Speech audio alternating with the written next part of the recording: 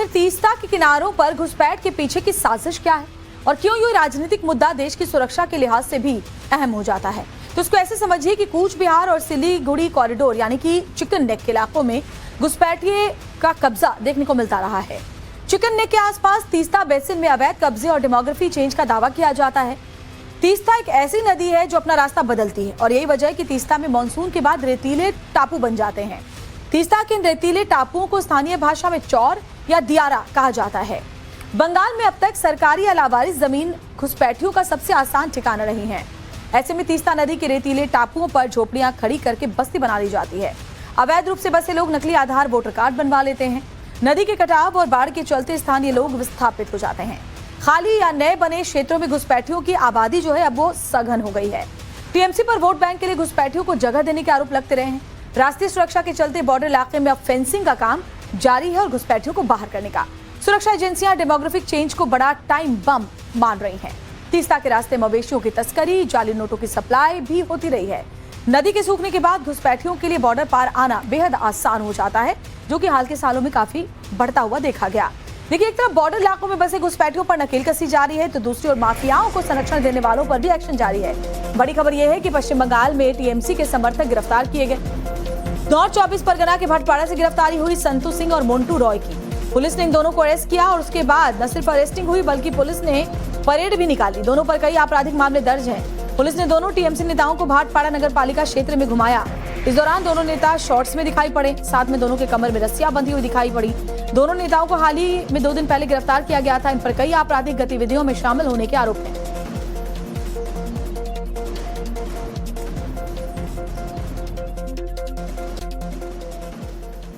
तो पश्चिम बंगाल में न केवल छोटे नेता बल्कि बड़े टीएमसी नेताओं पर भी एक्शन देखने को मिल रहा है और इसी से जुड़ी एक बड़ी खबर आपको बताते हैं। बंगाल की खरदा से उप प्रधान गिरफ्तार किया गया है। आय से अधिक संपत्ति मामले में गिरफ्तारी हुई है।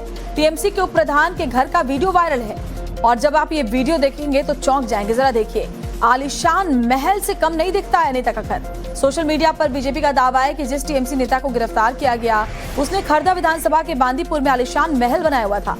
और देखिए जरा, क्या ये आलीशान महल से कम दिख रहा है आपको? दावा है कि ये जो महल है इसमें करोड़ों रुपए लगाए गए हैं। इसमें ऐसे में लोग सवाल उठा रहे हैं कि किसी ग्राम पंचायत के उप प्रधान का घर इतना आलीशान भला कैसे हो सकता है और कुछ ही सालों के अंदर इसने अपना जो मकान है इतना आलीशान करवा लिया है।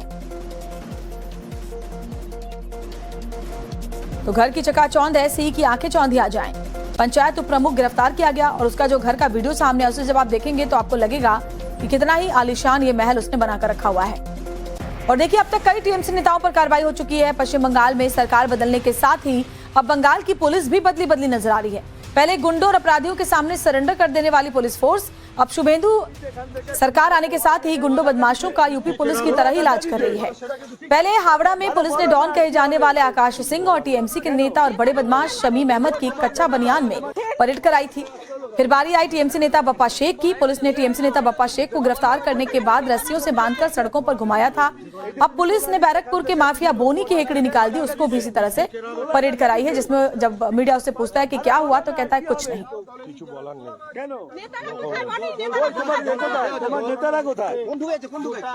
तो कोई बनियान में परेड निकलवा रहा है, कोई शॉर्ट्स में परेड निकलवा रहा है। एक से एक जो बदमाश अपराधी माफिया जो कि चुनाव के नतीजे आने से पहले लोगों को धमकाते थे, अभी जरा देखिए कैसे मुंह लटकाए घूम रहे हैं।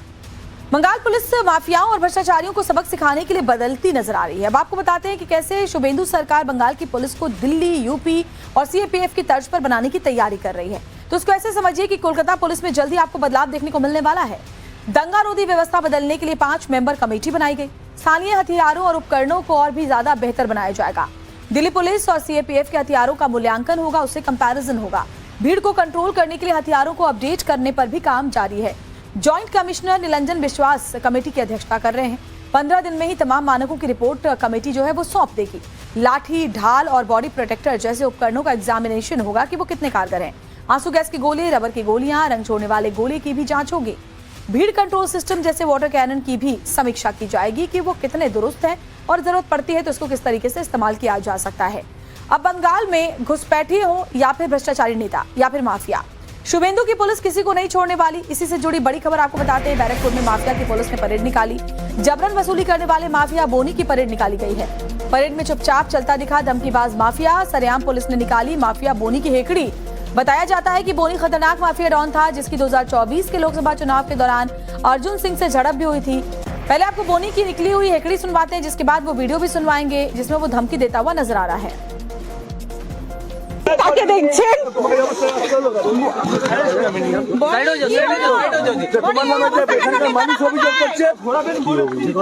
তাকে দেখছেন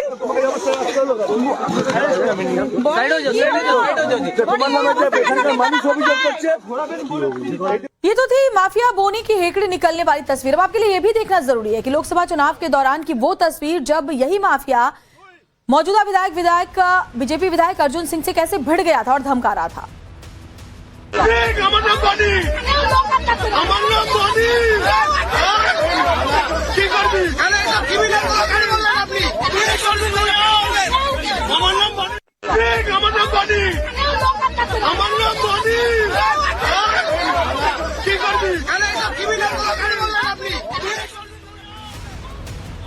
तो ऐसों के अब कच्चा बनियान में जुलूस निकाले जा रहे हैं। देखिए, एक तरफ पुलिस तो दूसरी तरफ पब्लिक। टीएमसी से जुड़े नेताओं के जैसे जैसे काले कारनामे खुल रहे हैं, लोगों के आक्रोश में भी इजाफा हो रहा है। और इसी से जुड़ी एक बड़ी खबर यह है कि बीरभूम में भी टीएमसी पार्षद के साथी की पिटाई की गई। स्थानीय लोगों ने पार्षद के साथी को पीटा। कट मनी वसूली के आरोपों को लेकर पिटाई की गई है। बीरभूम जिले की दुबराजपुर नगर पालिका के वार्ड नंबर 6 का इलाका एक तरह से मानो युद्ध का मैदान बन गया। जिस तरह से स्थानीय निवासियों विशेषकर गुस्साए महिलाओं के एक समूह ने लंबे समय से दबी हुई नाराजगी के चलते कानून को अपने हाथों में ले लिया, पूरे जिले में सनसनी मच गई।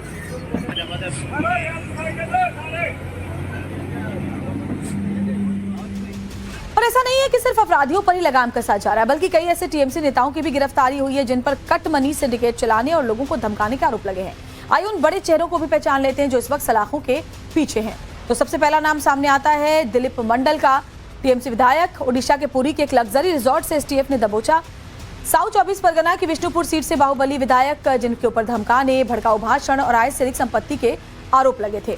इसके बाद बात करते हैं सुजीत बोस का। टीएमसी नेता हैं और सुजीत बोस नगर निगम भर्ती घोटाले में एक्शन लिया गया। इनके ऊपर पैसे लेकर के भर्ती कराने के आरोप लगे हुए हैं।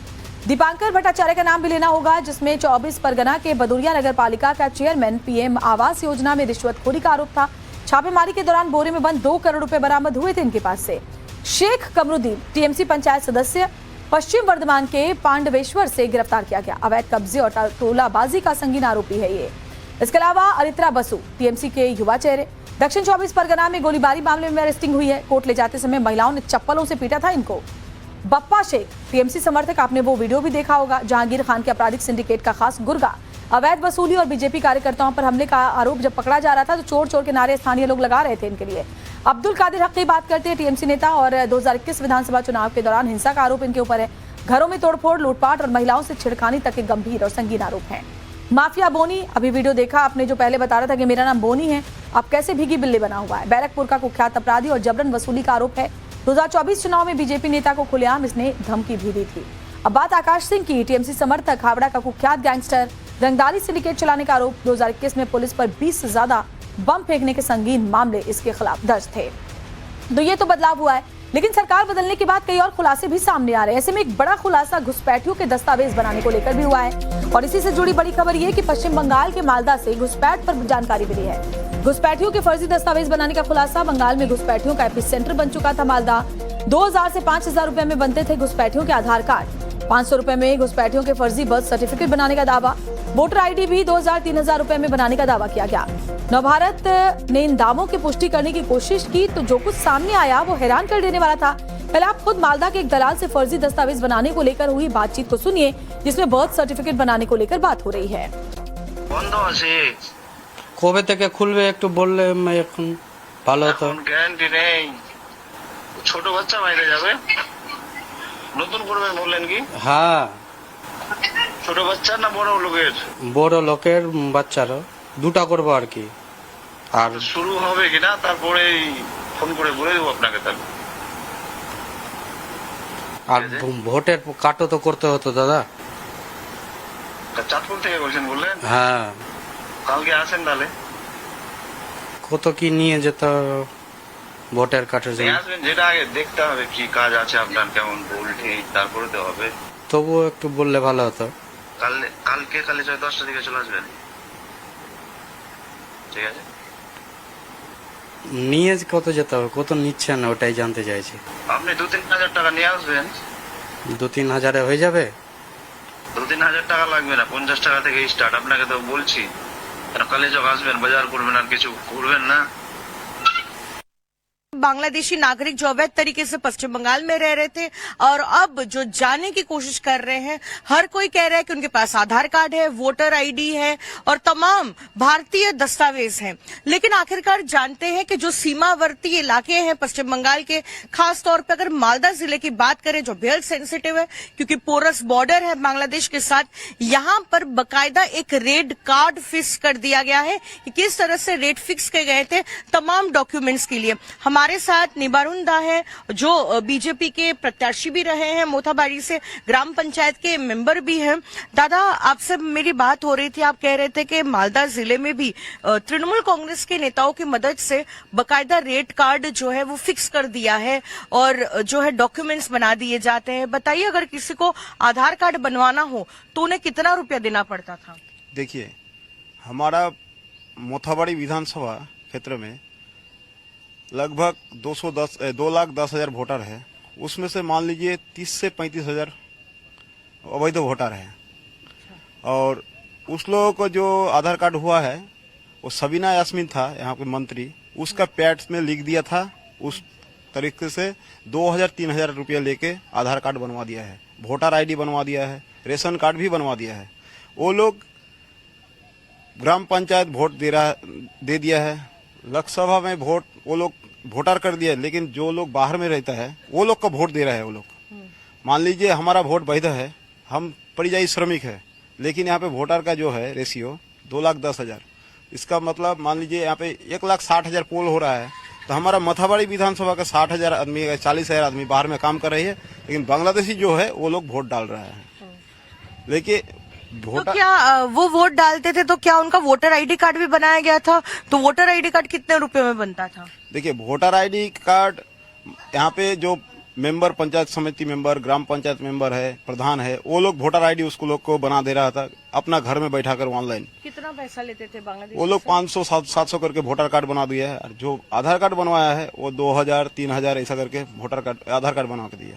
और आधार कार्ड में मोबाइल नंबर लिंक करने के लिए वो लोग 450 रुपया ले रहा है। ये हमारा पास प्रमाण भी है। तो ये आधार कार्ड में मोबाइल नंबर लिंक करने के लिए मान लीजिए 50 रुपया कटाना पड़ता है और 25 रुपया चार्ज, मान लीजिए 75 रुपया, वहाँ पे ले रहे हैं वो लोग 450 रुपया।